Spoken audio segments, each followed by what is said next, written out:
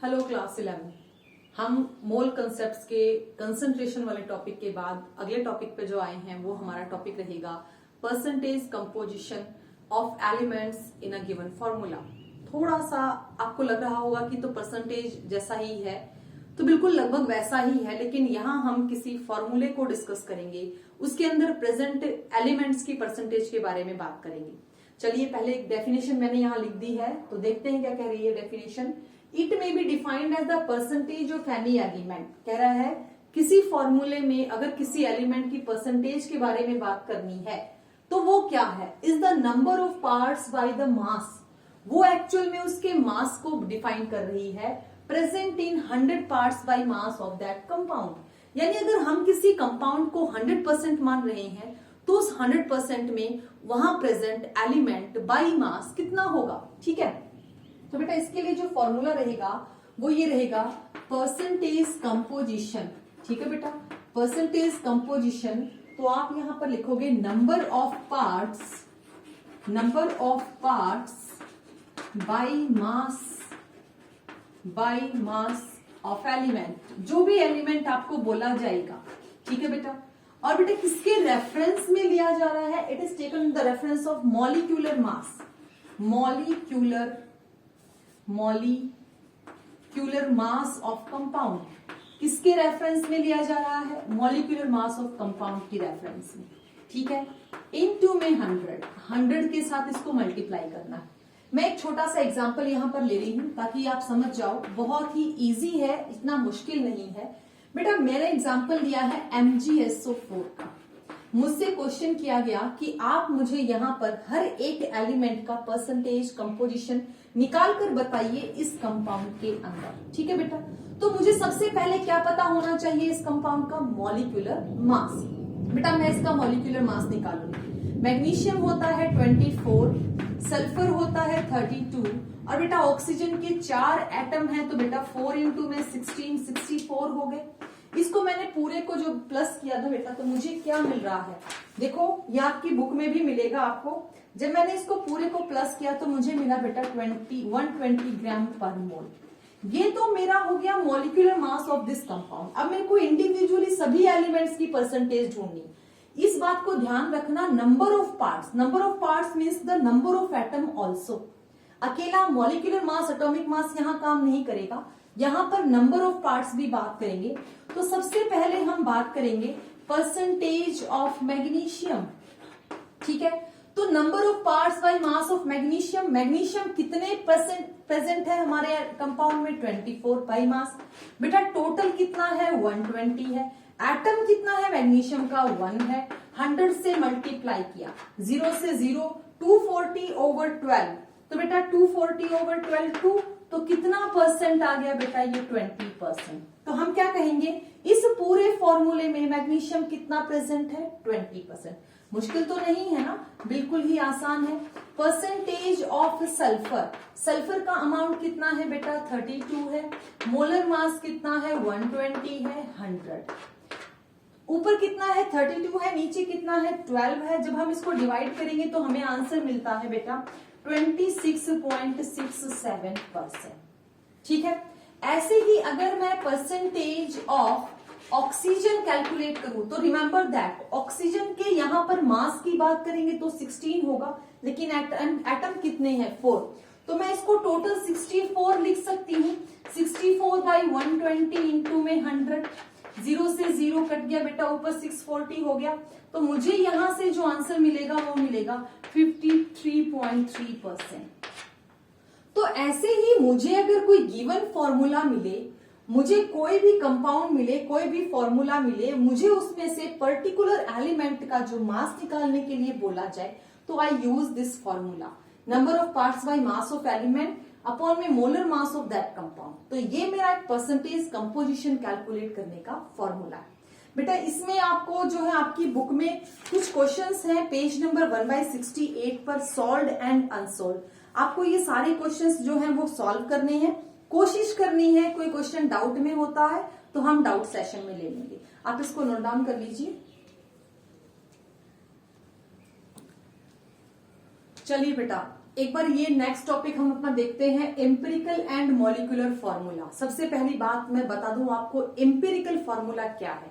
देखिए डेफिनेशन आपकी कुछ भी बोल रही हो, एम्पिरिकल फॉर्मूला होता है सिंपलेस्ट फॉर्मूला, जिसके अंदर हम किसी तामझाम को नहीं ले रहे, हम सिंपलेस्ट रेशियो वाले फॉर्मूले को कैलकुलेट करते हैं।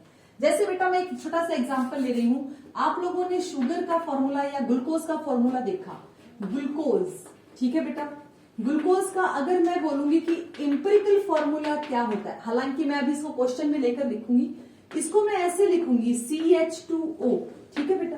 मैंने यहां पर सिंपलेस्ट रेशियो लिया है, सिंपलेस्ट रेशियो यानी 1:2:1। तो ऐसे फॉर्मूले को जो कि सिंपलेस्ट होता है हम बोलते हैं empirical formula.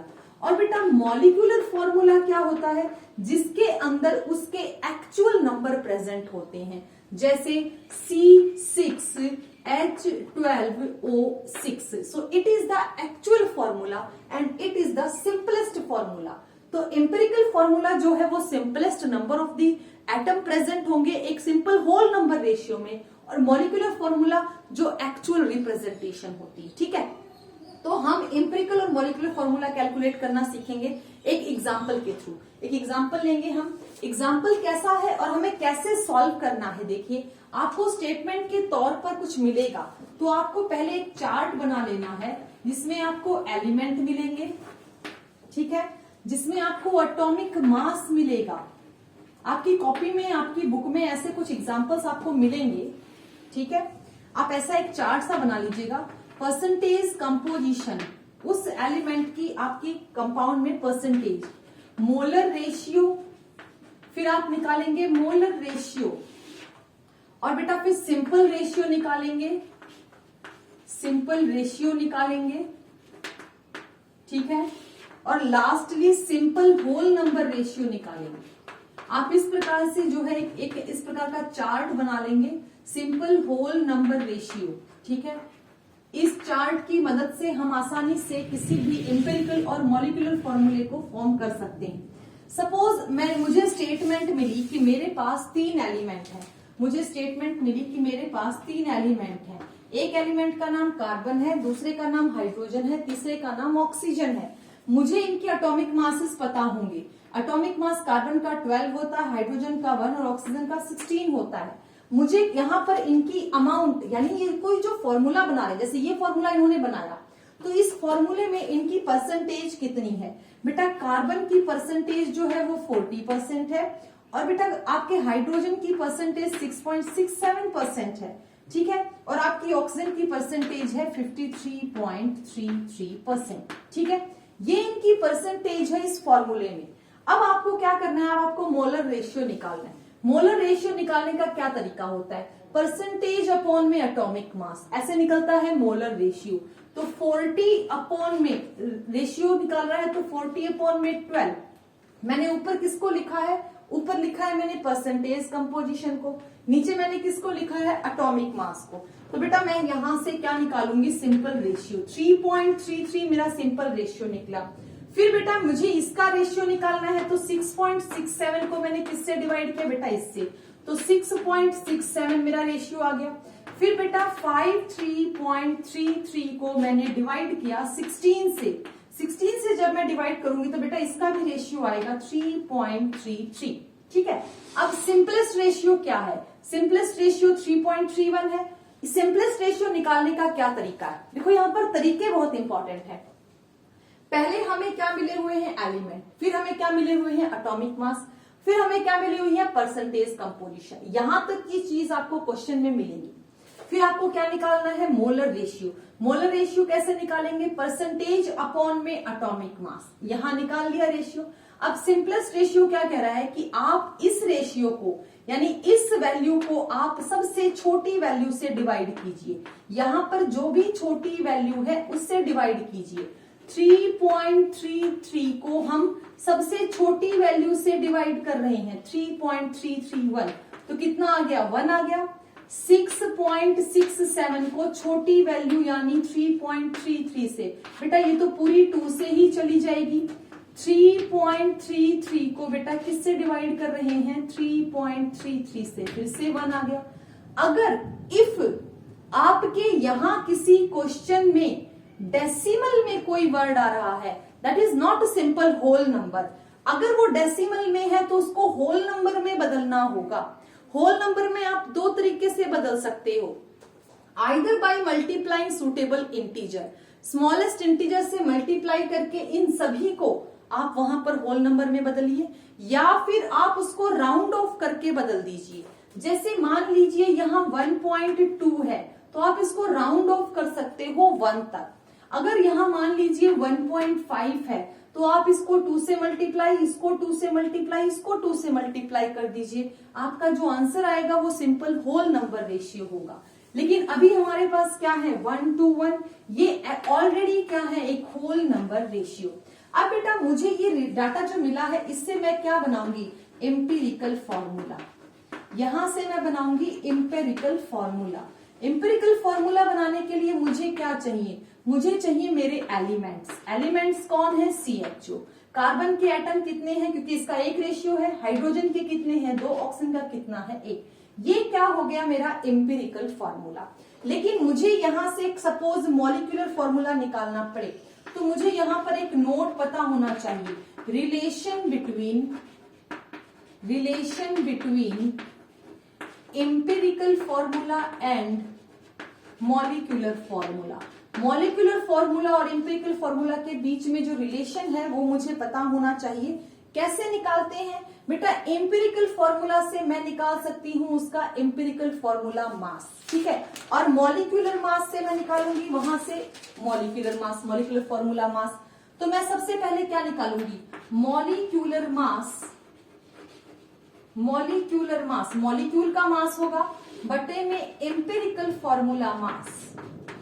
Empirical formula mass is equal to n। n होते हैं बेटा नंबर। अगर मैं यहां से एम्पिरिकल फॉर्मूला मास और मॉलिक्यूलर फॉर्मूला मास निकाल सकती हूँ, this is called molecular formula mass, तो मुझे n की वैल्यू मिल जाएगी। और बेटा n की वैल्यू मैं किस में पुट कर दूंगी, now molecular formula is equal to n into में एम्पिरिकल फॉर्मूला मास। अब मैं क्या करूंगी, n की वैल्यू को कहां पुट कर दूंगी बेटा, ये जो n की वैल्यू आएगी इसको मैं कहां रख दूंगी, यहां, और एम्पिरिकल फॉर्मूला के साथ इसको पुट करूंगी तो मुझे क्या मिल जाएगा, मॉलिक्यूलर फॉर्मूला। बेटा बहुत सारे क्वेश्चन ऐसे हैं, एक बार इनको आप ट्राई करेंगे। नेक्स्ट वीडियो में मैं आपको इनके न्यूमेरिकल्स की वीडियो दूंगी, न्यूमेरिकल सॉल्व करवाऊंगी, सॉल्व और अनसॉल्व दोनों की कोशिश करेंगे। फिर भी अगर डाउट रहेगा तो आप ये मुझसे मेरे पर्सनल नंबर पे पूछ सकते हैं। चलिए बेटा इसको नोट डाउन कर लीजिए।